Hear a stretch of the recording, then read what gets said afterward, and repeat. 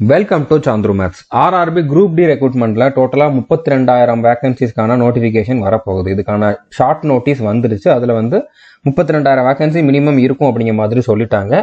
Full notification கூடிய சீக்கிரமே வந்துடும். இதுக்கான அப்ளிகேஷன் இந்த மாசம், அதாவது ஜனவரி 23 ஓப்பன் ஆக போகுது. ஓகே, ஸோ இந்த ரெக்ரூட்மெண்ட் பத்தின A to Z இன்ஃபர்மேஷன் தான் இந்த வீடியோ நம்ம பார்க்க போறோம். இதுக்கான எலிஜிபிலிட்டி என்ன, செலக்ஷன் ப்ராசஸ் என்ன, சிலபஸ் என்ன, பிசிக்கல் எப்படி இருக்கும், மெடிக்கல் ஸ்டாண்டர்ட்ஸ் என்னென்ன கேட்டிருக்காங்க அப்படிங்கக்கூடிய கம்ப்ளீட் டீடைல் இதுல பார்க்க போறோம். அது மட்டும் இல்லாம இதுக்கு இந்த ரெக்ரூட்மெண்ட்டுக்கு ப்ரிப்பேர் ஆகிறதுக்கான 120 day study strategy with time டேபிளோட பார்க்க போறோம். அதாவது ஒவ்வொரு நாளும் நீங்க எந்தெந்த சிலபஸ் கம்ப்ளீட் பண்ணணும் அப்படிங்கிற மாதிரி டைம் டேபிளோட பார்க்க போறோம். இந்த ரெக்ரூட்மெண்ட்டுக்கு 10th கம்ப்ளீட் பண்ணிருக்கக்கூடிய எல்லாருமே எலிஜிபிள் தான். இதுல 10th போதுமா இல்லைன்னா ITI கண்டிப்பா வேணுமா அப்படிங்கிற மாதிரி கன்ஃபியூஷன் ரொம்ப நாளாவே இருந்துச்சு. இப்போ அதுக்கான கிளாரிபிகேஷனும் ரயில்வே தரப்புல இருந்து கொடுத்துட்டாங்க. ஸோ 10th மட்டும் கம்ப்ளீட் பண்ணியிருந்தாலே போதுமானது, நீங்க எல்லா போஸ்ட்டுக்குமே எலிஜிபிள் தான். ஸோ இந்த இதுக்கு இந்த வீடியோ பார்த்துட்டு இருக்கக்கூடிய எல்லாருமே எலிஜிபிளா தான் இருப்பீங்க. மேல் ஃபீமேல் PW கேண்டிடேட்ஸ் எல்லாருமே இதுக்கு எலிஜிபிள் தான். நீங்க ஒரு மாற்றுத்திறனாளியா இருந்தா கூட இதுக்கு நீங்க அப்ளை பண்ணலாம். ஓகே, அது மட்டும் இல்லாம இதுல தமிழ்லயே எக்ஸாம் எழுதிக்கலாம். உங்களுக்கு போஸ்டிங்குமே பெர்மனண்டா தமிழ்நாட்டிலே போடுவாங்க. நீங்க எந்த ஜோன்ல அப்ளை பண்றீங்க அப்படிங்கறத பொறுத்து நீங்க தமிழ்நாட்டிலே பெர்மனண்டா போஸ்டிங் வாங்கிக்கலாம்.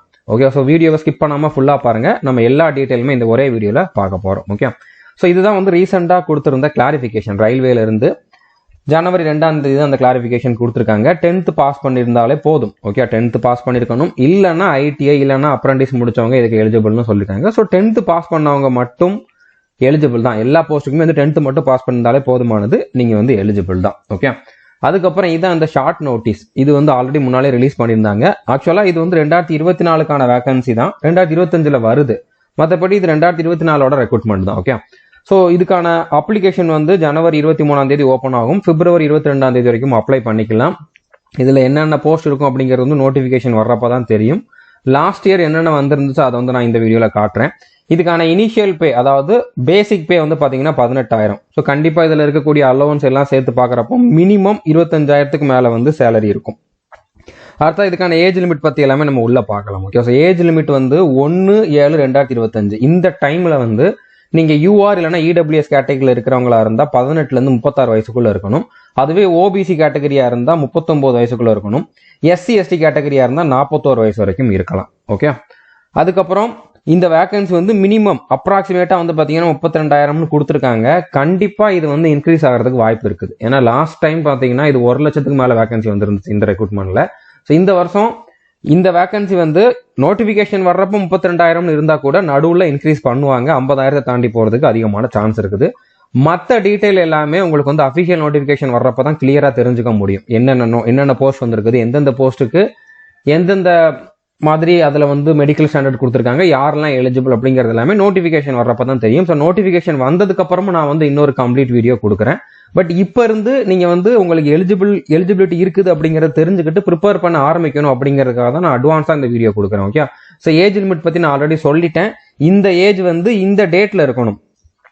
அதாவது 1/7/2025 இந்த டேட்ல உங்களுக்கு இந்த மாதிரி ஏஜ் லிமிட் இருக்குது அப்படின்னா நீங்க எலிஜிபிள். இதுலயே நீங்க ஒரு மாற்றுத்திறனாளியா இருந்தீங்க அப்படின்னா உங்களோட கேட்டகரிக்கு மேக்ஸிமம் ஏஜ் என்ன கொடுத்துருக்காங்களோ அதை விட 10 வயசு அதிகமா இருக்கலாம். அதாவது ஃபார் எக்ஸாம்பிள் இப்ப நீங்க OBC கேட்டகரியில இருக்கீங்க அப்படின்னா OBCல வரக்கூடிய ஒரு மாற்றுத்திறனாளி அப்படின்னா உங்களோட வயசு 49 வயசு வரைக்கும் இருக்கலாம். அதாவது உங்களுக்கு 10 வயசு எக்ஸ்ட்ரா இருந்தாலும் நீங்க எலிஜிபிள் தான். ஓகே, இது லாஸ்ட் இயர் வந்திருந்த, அதாவது 2018ல வந்திருந்த நோட்டிபிகேஷனோட போஸ்ட் டீடைல்ஸ். அதுல 17 விதமான போஸ்ட் இருந்திருக்கு. இப்போ இதுல நீங்க உங்களோட எலிஜிபிலிட்டியை எப்படி செக் பண்ணலாம் அப்படிங்கறதான் பார்க்க போறோம். இப்போ ஃபர்ஸ்ட் மெடிக்கல் ஸ்டாண்டர்ட் கண்டிப்பா எல்லாருமே பார்க்கணும். C1 B1 அதே மாதிரி B2 இதெல்லாம் என்ன, A2 இதெல்லாம் என்ன அப்படிங்கிறது கண்டிப்பா நீங்க தெரிஞ்சுக்கணும். அந்த மாதிரி போஸ்ட்டுக்கு மட்டும் தான் நீங்க அப்ளை பண்ணணும். உங்களுக்கு மெடிக்கல் ஸ்டாண்டர்ட் அதுக்கு இல்லை அப்படின்னா அந்த போஸ்ட்டுக்கு நீங்க அப்ளை பண்ணக்கூடாது. அதே மாதிரி நீங்க PW கேண்டிடேட்டா இருந்தா இந்த இதெல்லாம் நீங்க கண்டிப்பா கவனிக்கணும். உங்களோட கேட்டகரிக்கு எந்த போஸ்ட்ல எல்லாம் எலிஜிபிலிட்டி இருக்குதோ அதுக்கு மட்டும் தான் நீங்க அப்ளை பண்ணணும். ஓகே, ஸோ எஜுகேஷன் குவாலிஃபிகேஷன் 2018லயுமே இதே தான் கொடுத்துருந்தாங்க. 10th பாஸ் பண்ணவங்க அப்பவுமே அப்ளை பண்ணலாம். ஏஜ் லிமிட் இப்போ எல்லா போஸ்ட்டுக்குமே 3 வருஷம் எக்ஸ்ட்ரா ஏஜ் ரிலாக்ஸேஷன் கொடுத்துருக்காங்க. அதோட சேர்த்து தான் நான் கொடுத்துருக்கேன் 36 அப்படின்னு சொல்லி. ஓகே, ஸோ இப்போ நம்ம இதை தெளிவா பார்க்கலாம். ஃபர்ஸ்ட் மெடிக்கல் ஸ்டாண்டர்ட் என்ன அப்படின்னு பாத்தீங்கன்னா இப்போ A2 ஸ்டாண்டர்ட்னா இதுல மெயினா கண்ணுக்கு தான் கொடுத்துருப்பாங்க. டிஸ்டன்ட் விஷன் கண்ணாடி போடாம, மற்ற போஸ்ட்டுக்கெல்லாம் கண்ணாடி போட்டிருக்கவங்க எலிஜிபிள். இந்த A2 ஸ்டாண்டர்டுக்கு மட்டும் கண்ணாடி போட்டுக்க கூடாது. ஓகே, வித்தவுட் கிளாஸஸ் வந்து 6/9 6/9 வந்து ரெண்டு கண்ணிலையுமே இருக்கணும் டிஸ்டன்ட் விஷன். அதே மாதிரி நியர் விஷன் வந்து பாத்தீங்கன்னா 0.6 வந்து இருக்கணும்.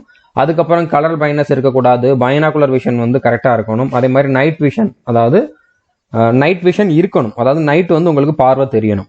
மாலைக்கண் நோய் அந்த மாதிரி இருக்கக்கூடாது. மெசோபிக் விஷன் அப்படின்னு சொல்லுவாங்க. அதெல்லாம் என்ன நான் வந்து சொல்றேன். ஓகே, ஃபர்ஸ்ட் என்னென்ன அப்படிங்கிறத பாருங்க, அதுக்கப்புறம் ஒன்னொன்னு என்னன்னு சொல்றேன். A3 ஸ்டாண்டர்டுக்கு வந்து கண்ணாடி போட்டிருக்கிறவங்களும் எலிஜிபிள். நீங்க கண்ணாடி போட்டிருக்கிறப்போ 6/9 6/9 வந்து ரெண்டு கண்ணிலையும் இருக்கணும். அதே மாதிரி 0.6 வந்து ரெண்டு கண்ணிலையுமே இருக்கணும்.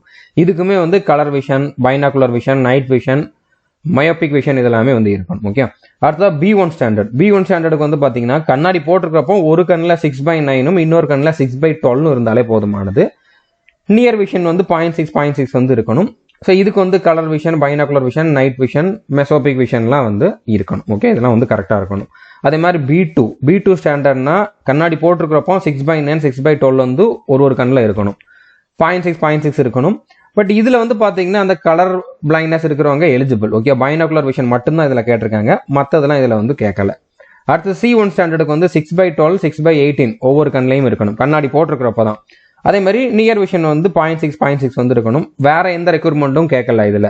அதாவது பைனாகுலர் விஷனோ, கலர் பைனஸோ, நைட் விஷனோ அதெல்லாம் இதுல கேட்கல. அந்த மாதிரி குறைகள் இருந்தாலும் நீங்க இந்த மாதிரி மெடிக்கல் சென்டர் இருக்கக்கூடிய போஸ்ட்டுக்கு வந்து அப்ளை பண்ணலாம். அடுத்து C2 அப்படிங்கிறது வந்து ஒரு கண்ணில் மட்டும் 6/12 இருந்தால் போதுமானது. இன்னொரு கண்ணில் பார்வை இல்லாட்டா கூட ப்ராப்ளம் கிடையாது. அதே மாதிரி அந்த ஒரு கண்ணில் வந்து நியர் விஷன் வந்து 0.6 இருக்கணும். இதுவுமே வித் கிளாஸஸ் தான். ஓகே, ஸோ இப்போ கலர் விஷன் அப்படிங்கிறது உங்களுக்கு தெரியும். அதாவது கலர் பைனஸ் இருக்கிறவங்களுக்கு வந்து ஒரு சில கலர் வந்து தெரியாது. இப்போ பிளாக்கையும் ரெட்டையும் ஒன்னா வச்சிருந்தா பிளாக் எது ரெட் எதுன்னு சொல்லி அவங்களால வந்து டிஃபரன்ஷியேட் பண்ணி காட்ட முடியாது. ஒவ்வொருத்தருக்கு வந்து ஒரு சில கலர் மட்டும் தெரியாம இருக்கும். அதான் வந்து கலர் விஷன் அப்படிங்கிறது. ஸோ கலர் பைனஸ் இருக்கக்கூடாது. உங்களுக்கு எல்லா கலருமே கிளியரா தெரியணும். அதாவது எந்த போஸ்ட்டுக்கெல்லாம் கலர் விஷன் கேட்டிருக்காங்களோ அந்த போஸ்ட்டுக்கு. பைனாகுலர் விஷன் அப்படின்னா இப்போ நீங்க பைனாகுலர்ல வந்து ஒரு பொருளை வந்து ஃபோக்கஸ் பண்ணி பாக்குறீங்க, கரெக்டா ஃபோக்கஸ் பண்ணல அப்படின்னா 2ஆவோ 3ஆவோ தெரியும் அந்த பொருள். இப்போ போதையில இருக்கிறவங்களுக்கு, தலையில அடிபட்டவங்களுக்கு, நீங்க படத்துல எல்லாம் பார்த்திருப்பீங்க, டக்குன்னு தலையில அடிச்ச உடனே எதிரில் இருக்கிறவங்க எல்லாம் பிளர்ரா தெரிவாங்க. ஓகே, அந்த மாதிரி இருக்கிறது தான் இந்த மாதிரி தெரியறதான் வந்து என்ன சொல்லுவாங்கன்னு பாத்தீங்கன்னா பைனாகுலர் விஷன் சொல்லுவாங்க. இது நார்மலா யாருக்கும் அந்த அளவுக்கு இருக்காது. அதிகமா மொபைல் பார்த்தாலோ, அதிகமா லேப்டாப் கம்ப்யூட்டர் யூஸ் பண்றவங்களுக்கு இந்த ப்ராப்ளம் வர்றதுக்கு வாய்ப்பு இருக்குது. அதனால நீங்க ஃபியூச்சர்ல இந்த மாதிரி அதிகமா மொபைல் யூஸ் பண்றது, கேம் விளையாடுறதெல்லாம் வந்து அவாய்ட் பண்ணிருங்க. ஓகே, ஸோ புரிஞ்சிருக்குன்னு நினைக்கிறேன். அடுத்ததான் வந்து பாத்தீங்கன்னா நைட் விஷன் பத்தி நம்மளுக்கு தெரியும். அதாவது மாலைக்கண் நோய் அப்படின்னு சொல்லுவோம். சாயந்தரத்துக்கு மேல அவங்களுக்கு வந்து கண்ணு தெரியாது. அந்த மாதிரி இருக்கிறவங்களுக்குமே வந்து இந்த மாதிரி கேட்டிருக்கக்கூடிய போஸ்ட்டுக்கு வந்து எலிஜிபிலிட்டி கிடையாது. மெசோபிக் விஷன் அப்படின்னா இப்போ உங்களோட கண் இப்படி இருக்குதான், நீங்க மேல ஒரு குறிப்பிட்ட ஆங்கிள் வரைக்கும் இருக்கக்கூடிய பொருளை பார்க்க முடியணும். ரைட் சைடு, லெஃப்ட் சைடு, கீழே, அதாவது நாலா பக்கமும் வந்து உங்களோட கண்ணால வந்து ஒரு குறிப்பிட்ட அளவு வந்து இருக்கக்கூடிய அந்த குறிப்பிட்ட ஆங்கிள் இருக்கக்கூடிய பொருளை வந்து பார்க்க முடியணும். அதை தான் வந்து மெசோபிக் விஷன் அப்படிங்கிற மாதிரி சொல்லுவாங்க. ஸோ இதுல வந்து மெயினா நீங்க பார்க்க வேண்டியது அப்படின்னா இந்த டிஸ்டன்ட் விஷன், நியர் விஷன் கரெக்டா இருக்குதா, அதுக்கப்புறம் கலர் விஷன் வந்து கரெக்டா இருக்குதா அப்படிங்கிறத பார்க்கணும். மற்றதெல்லாம் மேக்ஸிமம் எல்லாருக்குமே கரெக்டா தான் இருக்கும். ஓகே, ஸோ இதை பார்த்துட்டு தான் நீங்க அப்ளை பண்ணணும். இதை பார்த்துட்டு தான் இதுல வந்து எந்தெந்த ஸ்டாண்டர்டுக்கு என்ன தேவையோ அதெல்லாம் பார்த்துட்டு கரெக்டா உங்களுக்கு அந்த அந்த மெடிக்கல் ஸ்டாண்டர்ட் இருக்குதா அப்படிங்கிறத பார்த்துட்டு தான் அப்ளை பண்ணணும். ஓகே, அடுத்ததா இப்போ பிடபிள்யூ கேண்டிடேட்கான பாயிண்ட் வந்து நம்ம பார்க்கலாம். இப்போ இதுல ஷார்ட்டா தான் கொடுத்துருப்பாங்க, VI, HI, LD அப்படிங்கிற மாதிரி கொடுத்துருப்பாங்க. VIனா விஷுவலி இம்பேர்டு, HIனா ஹியரிங் இம்பேர்டு, அதாவது பார்வை குறைபாடு இருக்கிறவங்க. இதுல வந்து காது கேளாதவர். அடுத்ததான் வந்து பாத்தீங்கன்னா LDனா லோகோமோட்டர் டிசேபிலிட்டி. இந்த மாதிரி என்ன டிசேபிலிட்டி அதை வந்து ஷார்ட்டா கொடுத்துருக்காங்க. Dனா டஃப், HHனா ஹார்ட் ஆஃப் ஹியரிங். ஸோ அதே மாதிரி DWனா டாஃபிசம், அதே மாதிரி AAVனா ஆசிட் அட்டாக் விக்டிம். ஸோ இதுல உங்களோட நீங்க வந்து பிடபிள்யூ கேண்டிடேட்டா இருந்தீங்கன்னா உங்களோட அந்த டிசேபிலிட்டிக்கு ஷார்ட்டா என்ன கொடுத்துருக்காங்க அப்படிங்கறத வந்து நோட் பண்ணிக்கோங்க. அடுத்து இதை பாருங்க. ஓகே, இப்போ for example assistant work shop அப்படிங்கக்கூடிய போஸ்ட்டுக்கு வந்து VIல BLV கேட்டகரியில் இருக்கவங்க எலிஜிபிள், HIல DHHல இருக்கவங்க எலிஜிபிள், LDல இந்த இருக்கிறவங்க எலிஜிபிள். MDனா என்னன்னு பாத்தீங்கன்னா நிறைய டிசேபிலிட்டி இருக்கும். ஓகே, அதாவது மல்டிபிள் டிசேபிலிட்டிஸ் இருக்கும். அந்த மாதிரி இருக்கிறவங்க, அதாவது இதுல எனக்கு பியும் இருக்குது, டியும் இருக்குது அப்படின்னா அவங்களும் எலிஜிபிள் தான். இதே மாதிரி இப்போ வந்து பாத்தீங்கன்னா அசிஸ்டன்ட் பிரிட்ஜுங்கிற போஸ்ட்டுக்கு B1 ஸ்டாண்டர்ட் இருக்கணும். இதுக்கு எந்த இதுக்குமே அவங்க எஸ் கொடுக்கல. ஓகே, அப்போ இதுக்கு வந்து பிடபிள்யூ கேண்டிடேட் அப்ளை பண்ண முடியாது. ஓகே, ஸோ இந்த மாதிரி நீங்க இந்த வருஷம் நோட்டிபிகேஷன் வந்ததுக்கு அப்புறம் தெளிவா பார்த்துட்டு எதுக்கு நீங்க எலிஜிபிளோ அந்த போஸ்ட்டுக்கெல்லாம் நீங்க ப்ரிஃபரன்ஸ் கொடுங்க. ஒரே அப்ளிகேஷன்ல நீங்க எல்லா போஸ்ட்டுக்கும் எலிஜிபிளா இருக்கீங்கன்னா நீங்க ஒரே அப்ளிகேஷன்ல எல்லாத்துக்குமே ப்ரிஃபரன்ஸ் கொடுத்துடலாம். இல்லை என்னோட மெடிக்கல் ஸ்டாண்டர்ட் கொஞ்சம் கம்மியாக இருக்குது, இல்லைனா நான் வந்து ஒரு பீரியட் கேண்டிடேட் அப்படின்னா நீங்கள் எந்தெந்த போஸ்ட்டுக்கு எலிஜிபிள் அந்தந்த போஸ்ட்டுக்கு மட்டும் ப்ரிஃபரன்ஸ் கொடுக்கணும். ஓகே, ஸோ புரிஞ்சிருக்குன்னு நினைக்கிறேன். அதுக்கப்புறம் லேசிக் சர்ஜரி பண்ணலாமான்னு கேட்டிங்கன்னா கண்டிப்பாக பண்ணக்கூடாது. லேசிக் சர்ஜரி பண்ணால் A2, A3, B1, B2 standard கேட்கக்கூடிய போஸ்ட்டுக்குலாம் நீங்கள் எலிஜிபிள் இல்லை. அது தவிர மற்ற போஸ்ட்டுக்கு மட்டும்தான் எலிஜிபிளாக இருப்பீங்க. இதில் மேக்ஸிமம் போஸ்ட்டுக்கு ஸ்பெக்ஸ் யூஸ் பண்ணலாம் அப்படிங்கிற மாதிரியே சொல்லிட்டாங்க. அப்படின்னால யாரும் லேசிக் சர்ஜரி பண்ணாதீங்க, கண்டிப்பாக கண்டுபிடிச்சிருவாங்க. இப்போ இதில் வந்து செலெக்ஷன் ப்ராசஸ் எப்படி இருக்குன்னு பார்த்தீங்கன்னா, ஃபர்ஸ்ட் வந்து கம்ப்யூட்டர் பேஸ்டு டெஸ்ட் இருக்கும். அதாவது ஒரு ஆன்லைனில் எக்ஸாம் வந்து இருக்கும். மல்டிபிள் சாய்ஸ் கொஸ்டின்ஸ் தான் கேட்பாங்க. எப்படி கேட்பாங்க, அதுக்கப்புறம் என்ன சிலபஸ் அப்படிங்கிறத நம்ம தெளிவாக பார்க்கலாம். இந்த எக்ஸாமில் நீங்கள் எடுக்கிற மார்க்கை வச்சு தான் உங்களோட ஃபைனல் செலெக்ஷன் இருக்க போகுது.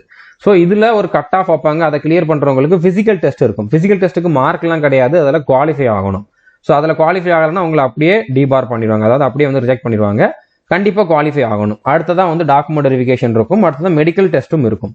ஸோ மெடிக்கல் டெஸ்ட்லையுமே வந்து நான் சொன்ன மாதிரி அந்த மெடிக்கல் சென்டர் எல்லாமே செக் பண்ணுவாங்க. ஓகே, கண்டிப்பாக இதில் அந்த கண்ணுக்குள்ள தான் மெயினாக செக் பண்ணுவாங்க. ஸோ புரிஞ்சிருக்கும்னு நினைக்கிறேன். இப்போ ஒன்று என்ன மாதிரி இருக்கும் அப்படிங்கிறத வந்து பார்க்கலாம். ஃபர்ஸ்ட் வந்து கம்ப்யூட்டர் பேஸ்டு டெஸ்ட். இது வந்து ஏதாச்சும் ஒரு எக்ஸாம் சென்டரில் கம்ப்யூட்டரில் தான் நீங்கள் வந்து எக்ஸாம் எழுதுற மாதிரி இருக்கும். கம்ப்யூட்டர் ஸ்க்ரீனில் வந்து ஒவ்வொரு கொஷினாக வரும். அந்த ஒவ்வொரு கொஷினுக்கும் 4 ஆப்ஷன் கொடுத்துருப்பாங்க. அந்த 4 ஆப்ஷனில் எந்த ஆப்ஷன் கரெக்ட் அப்படிங்கிறத நீங்கள் சூஸ் பண்ணுற மாதிரி இருக்கும். கொஷின் வந்து தமிழில் இருக்குமான்னு கேட்டிங்கன்னா கண்டிப்பாக தமிழ், இங்கிலீஷ், மலையாளம் அந்த மாதிரி நிறைய லாங்குவேஜில் இருக்கும். தமிழ் மீடியம் ஸ்டூடெண்ட் தமிழ்லேயே எல்லா கொஷினையும் அட்டன் பண்ணிக்கலாம். ஓகே, இதில் டோட்டலாக 100 கொஷின் கேட்பாங்க. 90 நிமிஷம், அதாவது 1.5 மணி நேரம் டைம் கொடுப்பாங்க. இதில் வந்து நெகட்டிவ் மார்க்குமே உண்டு. ஒரு கொஷினை கரெக்டாக அட்டன் பண்ணீங்க அப்படின்னா 1 மார்க், தப்பாக அட்டன் பண்ணீங்கன்னா 0.33 மார்க் வந்து மைனஸ் ஆகும். ஸோ தெரியாத கொஷினை ஸ்கிப் பண்ணிட்டீங்க அப்படின்னா 0 மார்க். ஸோ தெரியாத கொஷினை கண்டிப்பாக நீங்கள் ஸ்கிப் பண்ணணும். சும்மா எல்லா கொஷினையும் அட்டன் பண்ணீங்க அப்படின்னா நெகட்டிவ்ல உங்களோட மார்க் வந்து போயிடும். ஓகே, ஸோ இந்த 100 கொஷினில் சயின்ஸ்லேருந்து மட்டும் 25 கொஷின் கேட்பாங்க. அதாவது பிசிக்ஸ், கெமிஸ்ட்ரியிலேருந்து அதிகமான கொஷின்ஸ் இருக்கும், பயாலஜிலேருந்தும் இருக்கும். ஓகே, ஸோ அந்த 3 சப்ஜெக்ட்லேருந்து மட்டுமே 25 கொஷின் கேட்குறாங்க. மேத்ஸ்லேருந்து 25 கொஷின், அதே மாதிரி ரீசனிங்லேருந்து 30 கொஷின், ஜிகே கரண்ட் அஃபேர்ஸ்ல வந்து 20 கொஸ்டின். இந்த இதுல மேக்ஸிமம் கொஸ்டின் வந்து பாத்தீங்கன்னா கரண்ட் அஃபேர்ஸ், ஸ்ட்ராட்டஜி, ஜிகே தான் இருக்கும். அது போக ஹிஸ்டரி, பாலிட்டி, ஜியோகிராஃபி அதெல்லாம் இருக்கும், எக்கனாமிக்ஸ் எல்லாமே இருக்கும். ஓகே, ஸோ புரிஞ்சிருக்கும்னு நினைக்கிறேன். ரொம்ப டஃபா இருக்காது, அதுக்காக ரொம்ப ஈஸியா இருக்கும். ஈஸியா செலெக்ஷன் ஆயிரலாம் அப்படிங்கிற மாதிரிலாம் கிடையாது. அப்படின்னா எல்லாருமே செலெக்ஷன் ஆவாங்க. 32,000 பேர் தான் செலக்ட் பண்ண போறாங்க. அப்படிங்கிறப்போ இதுல கண்டிப்பா ஹெவி காம்படிஷன் இருக்கும். நல்லா ப்ரிப்பேர் பண்றவங்களுக்கு மட்டும்தான் போஸ்டிங் கிடைக்கும். அதனால இன்னையிலிருந்து நீங்க வந்து ஹார்ட் ஒர்க் பண்ணீங்க அப்படின்னா கூட கண்டிப்பா இன்னொரு 3-4 மாசத்துக்கு அப்புறம் தான் எக்ஸாம் இருக்கும். ஏன்னா ஆல்ரெடி வந்த ஒரு சில நோட்டிபிகேஷனுக்கு இன்னும் எக்ஸாம் வைக்கல, எக்ஸாம் டேட் கூட சொல்லல. அப்படினால இதுக்கு வந்து இன்னும் டைம் இருக்குது. இன்னும் அப்ளிகேஷன் கம்ப்ளீட் ஆகிறதுக்கு 2 மாசத்துக்கிட்ட இருக்குது. அதுக்கப்புறம் எக்ஸாம் வைக்கிறதுக்கு மினிமம் ஒரு 2 மாசமா டைம் கொடுப்பாங்க. ஸோ மினிமம் 4 மாசம் இன்னும் உங்க கையில இருக்குது. ஸோ அதாவது 120 டேஸ் வந்து மினிமம் இருக்குது. அந்த 120 டேஸ்க்கான ஸ்ட்ராட்டஜி தான் நம்ம இந்த வீடியோல பார்க்க போறோம்.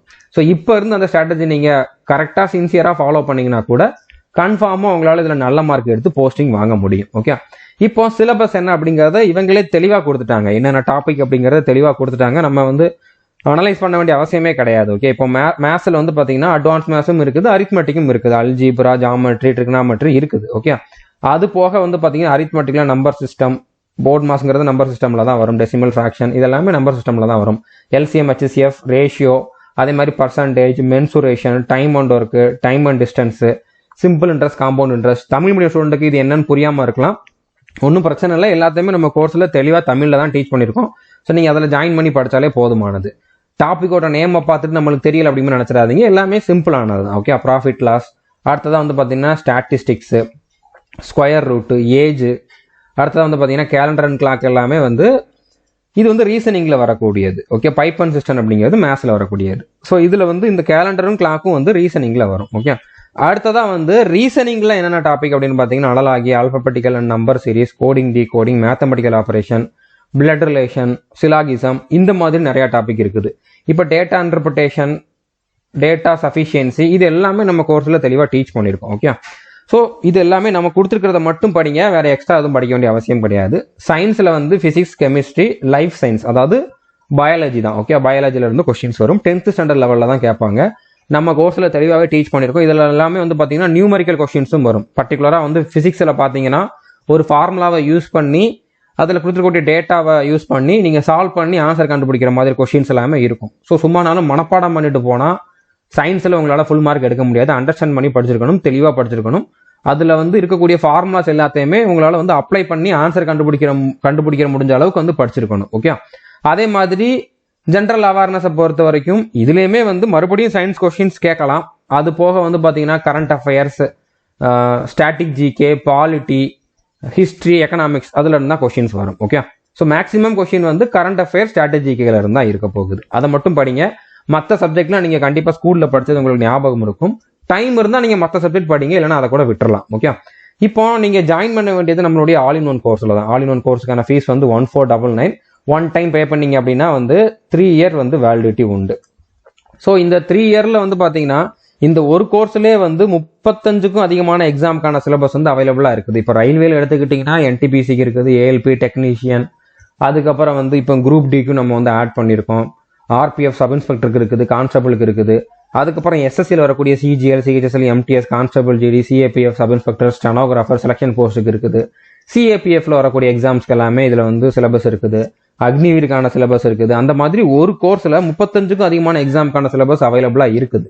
அதனாலதான் நான் 3 இயர்ஸ் வேலிடிட்டி கொடுத்துருக்கேன். ஓகே, ஸோ அதுக்கப்புறம் உங்களுக்கு தமிழ்ல புக் வேணும் அப்படின்னா ஜிகேக்கு தமிழ் புக் நம்ம கிட்ட அவைலபிளா இருக்குது. ஹிஸ்ட்ரி, பாலிட்டி, ஜியோகிராஃபி, எக்கனாமிக்ஸ் இந்த 4 சப்ஜெக்டும் சேர்த்து இருக்கும். இது வந்து பேராகிராஃப் மாதிரி தான் இருக்கும். 550 ரூபா. ஓகே, இது நீங்க பே பண்ணீங்கன்னா உங்களுக்கு ஹார்ட் காப்பியாவே உங்களோட அட்ரஸுக்கு நாங்க புக் அனுப்பிச்சு வச்சிரும். அதே மாதிரி ஸ்ட்ராட்டஜிகே புக்குமே தமிழ்ல இருக்கு. இந்த 2 புக்குமே தமிழ்ல மட்டும்தான், இங்கிலீஷ்ல கிடையாது. ஓகே, ஸோ ஸ்ட்ராட்டஜிகே புக்கோட பிரைஸ் வந்து பாத்தீங்கன்னா 400. ஸோ இது ரெண்டுமே நீங்க நம்மளோட கோர்ஸ்ல நம்மளுடைய ஆப்ல வந்து ஆர்டர் பண்ணிக்கலாம். இன்னொரு 2 வாரத்துக்கு வந்து ஸ்டாக் இருக்காது. 2 வாரத்துக்கு அப்புறம் நீங்க வந்து ஆர்டர் பண்ணிக்கோங்க. ஓகே, ஸோ இப்போ ஆல் இன் ஒன் கோர்ஸ்ல எப்படி ஜாயின் பண்ணலாம் அப்படின்னு பாத்தீங்கன்னா டிஸ்கிரிப்ஷன்ல அதுக்கான லிங்க் வந்து கொடுத்துருக்கேன். How to join our courses அப்படின்னு சொல்லி ஒரு வீடியோ கொடுத்துருப்பேன். அந்த வீடியோ பார்த்துட்டு அதில் நான் என்ன சொல்லியிருக்கணும் அதை ஃபாலோ பண்ணி அப்படியே நீங்க வந்து ஜாயின் பண்ணிக்கோங்க. ஓகே, ஸோ இப்போ இதுல வந்து 2000க்கு அதிகமான வீடியோஸ் அவைலபிளா இருக்குது. இந்த ஒரே கோர்ஸ்ல 2000க்கு அதிகமான பிடிஎஃப் கொடுத்துருக்கோம். என்னெல்லாம் வீடியோ நம்ம டீச் பண்றோமோ அதுக்கான பிடிஎஃப்பும் கொடுத்துருப்போம். 1000க்கு அதிகமான பிராக்டிஸ் டெஸ்ட்னா வந்து ஒவ்வொரு டாபிக்கும் டெஸ்ட் கொடுத்துருப்போம். பர்சன்டேஜ், ப்ராஃபிட் அண்ட் லாஸ், அதே மாதிரி ஜிகேல ஸ்டாட்டிக் ஜிகே, அந்த மாதிரி ஒவ்வொரு டாபிக்கையும் நீங்க முடிச்சுட்டு டெஸ்ட் அட்டன் பண்றதுக்கு 1000க்கு அதிகமான டெஸ்ட் வந்து கொடுத்துருக்கோம். ஒவ்வொரு டெஸ்ட்லயும் மினிமம் 25 கொஸ்டின் இருக்கும். அந்த மாதிரி டெஸ்ட் 1000க்கு அதிகமா கொடுத்துருக்கோம். இன்னும் கொடுத்துக்கிட்டு இருக்கோம். ஓகே, கண்டிப்பா 1000க்கு அதிகமா கொடுத்துருவோம். அதே மாதிரி 1500 பேருக்கு மேல இந்த கோர்ஸ்ல படிச்சவங்க செலக்ஷன் ஆகியிருக்காங்க. ரயில்வேல அந்த அளவுக்கு நம்ம ஸ்டூடெண்ட்ஸ் வந்து ஆகலை. ஏன்னா ரயில்வே வேகன்சி வந்து ரொம்ப வருஷம் ஆச்சு, இப்பதான் வந்துகிட்டு இருக்கு. அப்படிங்கிறப்போ ரயில்வேல இனிமேல் தான் அதிகமான ரிசல்ட் நம்மளோட சேனல்ல இருந்து வரும். பட் எஸ்எஸ்சில தமிழ்நாட்டிலே வந்து பாத்தீங்கன்னா அதிகமான ரிசல்ட் கொடுத்தது வந்து நம்ம தான் கடந்த ஒரு 3 வருஷத்துல பாத்தீங்க அப்படின்னா. ஸோ அதனால கண்டிப்பா நம்பி நம்மளோட சோர்ஸை நீங்க வந்து ஃபாலோ பண்ணலாம். எல்லா கிளாஸுமே தமிழ், இங்கிலீஷ் 2 லாங்குவேஜ்லயுமே இருக்கும். அதாவது தமிழ்ல தான் எக்ஸ்பிளைன் பண்ணிருப்போம். ஸ்லைடு எல்லாமே உங்களுக்கு தமிழ், இங்கிலீஷ் 2லயுமே இருக்கும். ஸோ அதனால நீங்க எந்த மீடியம்ல படிச்சிருந்தாலும் உங்களுக்கு வந்து கண்டிப்பா அண்டர்ஸ்டாண்ட் ஆகும். அதே மாதிரி எல்லா கிளாஸுமே பேசிக்ல இருந்து அட்வான்ஸ் லெவல் வரைக்கும் போகும். நீங்க வந்து ஒரு பிகினர் இப்பதான் படிக்க ஆரம்பிக்கிறீங்க, இது வரைக்கும் எந்த எக்ஸாமும் படிச்சதில்லை அப்படின்னா கூட கண்டிப்பா உங்களுக்கு புரியும். அந்த அளவுக்கு வந்து நாங்க பேசிக்ல இருந்தா டீச் பண்ணிருப்போம். ஓகே, ஸோ புரிஞ்சிருக்கும்னு நினைக்கிறேன். இப்போ நீங்க நான் டிஸ்கிரிப்ஷன்ல கொடுத்துருக்கூடிய வீடியோ பார்த்துட்டு ஜாயின் பண்ணிருங்க. ஜாயின் பண்ணதுக்கு அப்புறம் எந்த ஃபோல்டர்ல போய் பார்க்கணும் அப்படின்னு பாத்தீங்கன்னா நீங்க ஆல் இன் ஒன் கோர்ஸை ஓப்பன் பண்ணிட்டு அதுல ரயில்வே எக்ஸாம் அப்படிங்கக்கூடிய ஃபோல்டரை ஓப்பன் பண்ணி அதுல ஆர்ஆர்பி குரூப் டி அப்படிங்கக்கூடிய ஃபோல்டரை ஓப்பன் பண்ணீங்கன்னா அதுல வந்து மேத்ஸுக்கு தனியா, ரீசனிங் தனியா, சயின்ஸுக்கு தனியா, எல்லாத்துக்குமே வந்து தனித்தனியா வந்து ஃபோல்டர் கொடுத்துருப்போம். ஓகே, ஸோ அதுல கொடுத்துருக்கிறத நான் சொல்ற டைம் டேபிள் படி ஃபாலோ பண்ணாலே போதுமானது. இப்போ அடுத்து இந்த ரெக்ரூட்மெண்ட்ல என்னென்ன ப்ராசஸ் எல்லாம் இருக்குது அப்படிங்கறத பாக்குறதுக்கு முன்னால இன்னும் ஒரு சில இன்ஃபர்மேஷன் பார்த்துட்டு பார்க்கலாம். ஓகே, இப்போ 2018 இதே நோட்டிபிகேஷன் வந்திருந்துச்சு. அப்போ இதுக்கான கட் ஆஃப் வந்து டாக்குமெண்ட் வெரிஃபிகேஷனுக்கு எவ்வளவு வச்சிருந்தாங்க, நம்மளுடைய தமிழ்நாடு ரீஜன்ல, சென்னை ரீஜன்ல எவ்வளவு வச்சிருந்தாங்க அப்படிங்கறதான் கொடுத்துருக்கேன். ஓகே, இதை விட ஃபைனல் கட் ஆஃப் கொஞ்சம் இன்க்ரீஸ் ஆயிருக்கும். ஒரு 2 மார்க் 3 மார்க் வந்து இன்க்ரீஸ் ஆயிருக்கும். டாக்குமெண்ட் வெரிஃபிகேஷனுக்கான கட் ஆஃப் வந்து இவ்வளவுதான் இருந்துச்சு. 2018 இதே பேட்டர்ன் தான், எல்லாமே சேம் தான். 100 மார்க்குக்கு இவ்வளவு மார்க் எடுத்திருந்தவங்க செலக்ஷன் ஆகியிருக்காங்க. ஓகே, இதை விட கொஞ்சம் 2 மார்க் 3 மார்க் எடுத்தவங்க ஃபைனலா செலக்ஷன் ஆயிருப்பாங்க. இப்போ இந்த வருஷம் வந்து பாத்தீங்கன்னா வேகன்சி கம்மியா தான் வருது. ஏன்னா 2018 1 லட்சத்துக்கிட்ட வேகன்சி. ஆனா இப்போ வந்து பாத்தீங்கன்னா 32,000 தான். அது வந்து 50,000 போறதுக்கு வாய்ப்பு இருக்கு. பட் 32,000 தான் கடைசி வரைக்கும் இருக்குது அப்படின்னா கண்டிப்பா கட் ஆஃப் அதிகமாகும். ஸோ அப்படி பார்த்தா 100க்கு எவ்வளவு மார்க் நீங்க எடுக்கணும் அப்படிங்கறத நான் வந்து இதுல கொடுத்துருக்கேன். இப்போ நீங்க யூஆர் கேட்டகரினா 85க்கு மேல எடுக்கணும், ஓபிசினா 82க்கு மேல, இடபிள்யூஎஸ்னா 80க்கு மேல, எஸ்சினா 75க்கு மேல, எஸ்டினா 75க்கு மேல, பிடபிள்யூ கேண்டிடேட்னா 65க்கு மேல எடுத்தீங்க அப்படின்னா கண்டிப்பா உங்களால வந்து இதுல போஸ்டிங் வாங்க முடியும். ஓகே, இப்போ அடுத்ததா இதுல வந்து அடுத்த ப்ராசஸ் என்ன, physical test. Okay, physical test எப்படி இருக்கும் அப்படின்னு பாத்தீங்கன்னா இப்ப மேல் கேண்டிடேட்டுக்கு வந்து ஃபர்ஸ்ட் 35 கிலோ வெயிட், அதாவது ஒரு சாண்ட் பேக், ஒரு மணல் மூட்டையை தூக்கிட்டு ஓடுற மாதிரி இருக்கும். அதோட வெயிட் வந்து 35 கிலோ இருக்கும். 100 மீட்டர் ஓடணும். அந்த 100 மீட்டரை கடக்கிறதுக்கு 2 நிமிஷம் தான் டைம் கொடுப்பாங்க. அந்த 2 நிமிஷத்துல நடுவில் அந்த மணல் மூட்டையை கீழே எங்கேயும் நீங்க வைக்க கூடாது, நின்னுக்கலாம். பட் அந்த மூட்டையை நீங்க கீழே வைக்க கூடாது. 2 நிமிஷத்துக்குள்ள 100 மீட்டர் வந்து இதை தூக்கிட்டு ஓடணும். இது வந்து மேலுக்கு. ஓகே, அதே மாதிரி மேல் கேண்டிடேட்டுக்கு வந்து அதுக்கப்புறம் 1000 மீட்டர் ரன்னிங், அதாவது 1 கிலோமீட்டர் ரன்னிங் இருக்குது. அது வந்து 4 நிமிஷம் 15 செகண்ட்ல வந்து கம்ப்ளீட் பண்ணணும். இது பிடபிள்யூ கேண்டிடேட்டுக்கு கிடையாது. ஓகே, நீங்க ஒரு மாற்றுத்திறனாளியா இருந்தா உங்களுக்கு கிடையாது, மற்றவங்களுக்கு தான் இது வந்து உண்டு. அதே மாதிரி ஃபீமேல் கேண்டிடேட்டா இருந்தா அவங்களுக்கு 20 கிலோ சாண்ட் பேக்கை வந்து 100 மீட்டர் தூக்கிட்டு ஓடணும். அதுக்கு வந்து 2 நிமிஷம் வந்து டைம் கொடுப்பாங்க. ஸோ 100 மீட்டர் 2 நிமிஷம் அப்படிங்கிறது சேம் தான், வெயிட் மட்டும் கம்மி. அதே மாதிரி இவங்களுக்குமே வந்து 1000 மீட்டர் 1 கிலோமீட்டர் ரன்னிங் இருக்கும். அதுக்கு வந்து 5 நிமிஷம் 40 செகண்ட் டைம் கொடுப்பாங்க. இந்த 2 ஈவெண்ட்லையும் கண்டிப்பாக குவாலிஃபை ஆகணும். இதுக்கு மார்க்லாம் தனியாக கிடையாது. ஸோ பிடபிள்யூ கேண்டிடேட்டுக்கு வந்து இதில் எக்ஸம்ஷன் உண்டு. அவங்க வந்து ஃபிசிக்கல் அட்டன் பண்ண வேண்டிய அவசியம் கிடையாது. ஓகே, ஆனால் அவங்க மெடிக்கல் டெஸ்ட்டில் வந்து பாஸ் பண்ணணும். எந்த மெடிக்கல் கேட்டகரி கேட்டிருக்காங்களோ அந்த மெடிக்கல் கேட்டகரி உங்களுக்கு இருக்கணும். ஃபிசிக்கலுக்கு வந்து உங்களுக்கு எக்ஸம்ஷன் உண்டு. ஓகே, ஸோ புரிஞ்சுருக்குன்னு நினைக்கிறேன். அடுத்ததா இதுக்கான அப்ளிகேஷன் ஃபீஸ்ன்னு பார்த்தீங்கன்னா நீங்கள் வந்து 500 ரூபா பே பண்ணணும். இதில் வந்து பிடபிள்யூ கேண்டிடேட்டாவோ ஃபீமேல் கேண்டிடேட்டாவோ எஸ்சி எஸ்டி கேண்டிடேட்டாவோ இருந்தீங்கன்னா நீங்கள் 250 ரூபா பே பண்ணால் போதும். இந்த 250 ரூபாயுமே நீங்கள் எக்ஸாமுக்கு அப்பியர் ஆனதுக்கப்புறம் உங்களுக்கு அப்படியே ரீஃபண்ட் பண்ணிடுவாங்க. ஸோ உங்களுக்கு பார்த்தா இது வந்து ஃப்ரீ தான். ஓகே, நீங்கள் பே பண்ணுற அமௌண்ட்டு எக்ஸாம் அட்டன் பண்ண உடனே உங்களுக்கு ரீஃபண்ட் ஆகிரும். அதுவே நீங்கள் மற்ற கேட்டகரி யூஆர், ஓபிசி, இடபிள்யூஎஸ் இருக்கக்கூடிய மேல் கேண்டிடேட்டாக இருந்தீங்கன்னா நீங்கள் 500 ரூபா பே பண்ணணும். அந்த 500 ரூபாயில 400 ரூபாயை உங்களுக்கு வந்து ரீஃபண்ட் பண்ணிடுவாங்க நீங்கள் கம்ப்யூட்டர் பேஸ்ட் டெஸ்ட்டில் வந்து அட்டன் பண்ணதுக்கப்புறம். ஸோ அப்போ நீங்கள் பே பண்ண போகிற அமௌண்ட்டுன்னு பார்த்தா 100 ரூபா தான். ஓகே, ஃபர்ஸ்ட் 500 ரூபா பண்ணணும். இது எதுக்காக இப்படி வச்சிருக்காங்கன்னா நிறைய பேர் வந்து சும்மானாலும் அப்ளை பண்ணுறாங்க. கம்மியான ஃபீஸ்னா சும்மானாலும் அப்ளை பண்ணிட்டு எக்ஸாமில் அப்பியர் ஆக மாட்டேங்க. ஆனால் அந்த எல்லாருக்கும் சேர்த்து அரேஞ்ச்மெண்ட் பண்ணுறப்போ நிறைய செலவாகும். ஓகே, டைமும் அதிகமாக எடுக்கும். அதை அவாய்ட் பண்ணுறதுக்காக தான் இந்த மாதிரி பண்ணியிருக்காங்க. ஓகே, ஸோ அதனால் நீங்கள் அப்ளை பண்ணால் கண்டிப்பாக அப்பியர் ஆகுங்க. ஸோ இப்போ இதில் வந்து நான் சொன்ன மாதிரி இந்த கட் ஆஃபை நீங்கள் வந்து ரீச் பண்ணணும் அப்படின்னா எல்லாருமே 90க்கு மேலே டார்கெட் வச்சுக்கோங்க. 85 தானே, இப்போ நான் 85 டார்கெட்டாக வைக்கிறேன் அப்படின்னா 1-2 கம்மியானதுன்னா கஷ்டமாயிரும். அதனால எல்லாருமே நீங்கள் எந்த கேட்டகரியாக இருந்தாலும் 90க்கு மேலே எடுக்கணும் அப்படிங்கிறத வந்து டார்கெட் வச்சுக்கோங்க. அது பாசிபிள் தான். 100க்கு 90 அப்படின்னு சொல்லி கஷ்டம்லாம் கிடையாது, பாசிபிள் தான். அப்படி நீங்கள் டார்கெட் வைங்க, 1-2 மார்க் குறைஞ்சா கூட உங்களால் வந்து செலக்ஷன் ஆக முடியும். ஸோ 90 மார்க்குக்கு மேலே எடுக்கணும் அப்படின்னா ஒவ்வொரு சப்ஜெக்ட்லேயும் நான் எவ்வளோ டார்கெட் வைக்கணும் அப்படின்னா மேத்ஸில் 25 மார்க் வந்து கண்டிப்பாக நீங்கள் எடுத்தாகணும். ரீசனிங்கில் 30 மார்க் கண்டிப்பாக எடுத்தாகணும். அதாவது ஃபுல் மார்க் மேத்ஸ் ரீசனிங்கில் வந்து ஃபுல் மார்க் எடுக்கிறது பாசிபிள் தான். ஈஸியான கொஷின்ஸ் தான் கேட்பாங்க. அதே மாதிரி ஜென்ரல் அவேர்னஸில் அதாவது ஜிகேல வந்து 15க்கு மேலே எடுக்கணும். சயின்ஸில் வந்து 20க்கு மேலே எடுக்கணும். இப்படி எடுத்தீங்கன்னா 90க்கு மேலே எடுக்கிறது பாசிபிள் தான். நம்மளோட சோர்ஸை நீங்கள் கரெக்டாக ஃபாலோ பண்ணாலே இதை வந்து உங்களால் அச்சீவ் பண்ண முடியும். ஸோ இதை அச்சீவ் பண்ணுறதுக்கான டைம் டேபிள் என்ன அப்படிங்கிறத நம்ம வந்து பார்க்க போகிறோம். ஸோ அந்த டைம் டேபிளை ஃபாலோ பண்ணணும் அப்படின்னா மினிமம் டெய்லி ஒரு 5-6 மணி நேரம் கொடுக்கணும். பட் நீங்கள் வந்து ஒரு 8-10 மணி நேரம் கூட கொடுங்க. அது வந்து ரொம்ப ரொம்ப நல்லது. சீக்கிரமாக நீங்கள் சிலபஸை கம்ப்ளீட் பண்ணிட்டு ப்ராக்டிஸ் பண்ணுறதுக்கு உங்களுக்கு நல்லாவே டைம் கிடைக்கும். ஓகே, நான் கொடுத்துருக்கக்கூடிய டைம் டேபிள் படி பார்த்தா ஒரு நாளைக்கு 5-6 மணி நேரம் கொடுக்குற மாதிரி இருக்கும். அதில் ரீசனிங்க்கு டெய்லி 1 மணி நேரம் கொடுக்கணும். மேத்ஸுக்கு டெய்லி 1 மணி நேரம். அது போக போக வந்து ரீசனிங் கம்ப்ளீட் ஆனதுக்கப்புறம் இந்த 1 ஹவர் இங்கே வந்து மேத்ஸுக்கு மட்டும் நீங்கள் 2 ஹவர் கொடுக்குற மாதிரி இருக்கும். அதாவது ரீசனிங் நடுவிலே கம்ப்ளீட் ஆயிரும். அப்போ இந்த 1 ஹவர் வந்து நீங்கள் இங்கே கொடுத்து மேத்ஸ் வந்து அதிகமாக படிக்கிற மாதிரி இருக்கும். ஸ்ட்ராட்டஜிக்கே டெய்லி ஒரு வீடியோ பார்க்கணும். அதுக்கு ஒரு நாளைக்கு 1 மணி நேரம் கொடுக்கணும். அதே மாதிரி சயின்ஸில் டெய்லி ஒரு வீடியோ, அதுக்கு ஒரு நாளைக்கு 1 மணி நேரம் கொடுக்கணும். கரண்ட் அஃபேர்ஸில் டெய்லி ஒரு வீடியோ, அதுக்கு ஒரு நாளைக்கு 1 மணி நேரம் கொடுக்கணும். ஸோ டோட்டலாக வந்து பார்த்தீங்கன்னா மினிமம் ஒரு 5-6 மணி நேரம் கொடுக்குற மாதிரி இருக்கும் படிக்கிறதுக்கு மட்டுமே. அடுத்து ரிவிஷன் பண்ணுறதுக்கு ஒரு 1 மணி நேரம் 2 மணி நேரம் எடுத்துக்கிட்டா ஒரு நாளைக்கு 8-10 மணி நேரம் கொடுக்கறதுக்கு ரெடியாக இருந்தால் 120 டேல நீங்கள் வந்து நல்ல மார்க் எடுத்து ஃபைனலாக போஸ்டிங் வாங்குற அளவுக்கு உங்களால் வந்து ஸ்கோர் பண்ண முடியும். ஓகே, இப்போ கரண்ட் அஃபேர்ஸை பொறுத்த வரைக்கும் நீங்கள் எந்த மந்த்தில் எக்ஸாம் வைக்கிறாங்களோ அதுக்கு அட்லீஸ்ட் 1 இயருக்கு முன்னால் உள்ள கரண்ட் அஃபேர்ஸ் வந்து பார்த்துக்கோங்க. இப்போ ஃபார் எக்ஸாம்பிள் ஜூன் 2025 தான் எக்ஸாம் வைக்கிறாங்கன்னு வச்சுக்கோங்களேன். நீங்கள் ஜூன் 2024 இருந்து மே 2025 வரைக்கும் இருக்கக்கூடிய கரண்ட் அஃபேர்ஸ் வந்து பார்க்கணும். ஸோ புரிஞ்சுருக்குன்னு நினைக்கிறேன். எந்த மந்த்தில் எக்ஸாமோ அதுக்கு 1 இயருக்கு முன்னால் இருக்கக்கூடிய கரண்ட் அஃபேர்ஸ் வந்து பார்க்கறது நல்லது. ஓகே, அது மட்டும் இல்லாமல் அதுக்கு முன்னாலையும் இருக்கக்கூடிய ஒரு 2 இயர்ஸுக்கு இருக்கக்கூடிய மோஸ்ட் இம்பார்ட்டன்ஸ் கரண்ட் அஃபேர்ஸ் பார்த்துக்கிறது நல்லது. மொத்த கரண்ட் அஃபேரும் படிக்கலாட்டா கூட மோஸ்ட் இம்பார்ட்டன்ட் ஒரு மந்த்துக்கு வந்து ஒரு 100-150 கரண்ட் அஃபேர்ஸ் மட்டும் இருக்கும். இல்லைன்னா ஒரு 50-60 கூட இருக்கும். அதை மட்டும் படிச்சுக்கிறதும் நல்லது. ஓகே, ஏன்னா பழைய கரண்ட் அஃபேர்ஸும் கேட்குறாங்க. ஸோ அதே மாதிரி நோட்டிஃபிகேஷன் வந்ததுக்கப்புறம் நீங்கள் ஸ்டார்ட் பண்ணால் போதும். நோட்டிஃபிகேஷன் வரப்போகுது, அதனால நீங்கள் இப்போ இருந்தே ஸ்டார்ட் பண்ணிடுங்க. இன்னையிலேருந்தே கரண்ட் அஃபேர்ஸும் படிக்க ஆரம்பிச்சிருங்க. டெய்லி ஒரு வீடியோ பாருங்க. நம்மளுடைய கோர்ஸில் மந்த்லி கரண்ட் அஃபேர்ஸ் கொடுக்குறோம். ஒரு மாதத்துக்கு வந்து 9-10 வீடியோ கொடுத்துருப்போம். ஓகே, தமிழ் இங்கிலீஷ் 2 லாங்குவேஜ்லையுமே இருக்கும். நீங்கள் எந்த மீடியமில் படிச்சிருந்தாலும் கண்டிப்பாக உங்களுக்கு வந்து புரியும். இதை மட்டும் பார்த்தா போதும். வேற எந்த சோர்ஸையும் நீங்கள் ஃபாலோ பண்ண வேண்டிய அவசியம் இல்லை. அதில் ரொம்ப தெளிவாக டீச் பண்ணியிருப்பார். பிரதீப் சார் வந்து ரொம்ப சூப்பராக டீச் பண்ணியிருப்பாரு. ஸோ அதுலேயுமே பார்த்தீங்கன்னா வித் ஸ்ட்ராட்டஜிக்கே இன்ஃபர்மேஷனோட கொடுத்துருப்பாரு. அதாவது நிறைய ஸ்ட்ராட்டஜிக்கே கொஸ்டின்ஸுமே வந்து அதுலேருந்து நீங்கள் கற்றுக்க முடியும், தெரிஞ்சுக்க முடியும்.